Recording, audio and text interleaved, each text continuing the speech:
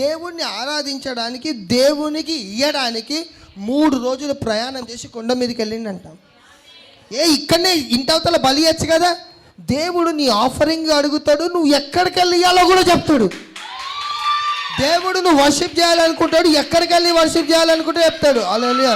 అందుకని నీకు నచ్చిన చోటికి నువ్వు వెళ్ళడానికి వీళ్ళ దేవుడు నడిపే చోటికి నువ్వు వెళ్ళాలా. అందుకనే 3 రోజులు జస్ట్ బలడిపించడానికి, అంటే దేవుని ఆరాధించడానికి అబ్రాహాం ఇక్కడ నుంచి పిల్లగాన్ని వేసుకొని 3 రోజులు కొండ మీదకి పోయి మళ్ళీ 3 రోజులు. అంటే ఆగండి, నువ్వు అంటే అబ్రాహాము 1 డే మీటింగ్ గాడ్ కొరకు 6 డేస్ ట్రావెల్ చేసిండు. అంటే ఒక సండే సర్వీస్కి అబ్రాహాము 6 డేస్. నీకేం రోగం? 6 అవర్సే కాదు ఇది. గట్టి దొక్కి ఇక్కడ పడతావు. హల్లెలూయా. పక్క చెప్పు, నీదేం రోగం వాడు. హల్లెలూయా.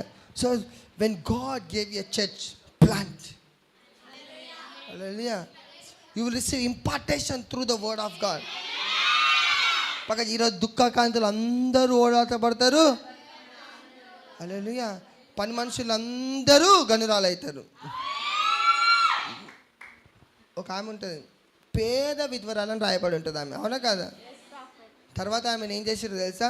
దేవుడు యజమానురాలుగా మార్చారు. విధ్వరాళ్ళని యజమానురాలుగా మార్చే దేవుడు మన దేవుడు. ఈరోజు నేను బహుశా చెప్తా ఉన్నా, నీ జీవితంలో ఏది ఉందో నాకు తెలియదు, కానీ ఈరోజు it is a last day for them.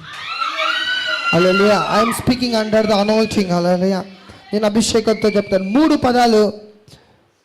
This year, maybe this month, maybe this week, maybe వెళ్తుండగానే జరగచ్చు. You will receive influence from people. You will receive highly influence అనండి. పక్కన చెప్పి హైలీ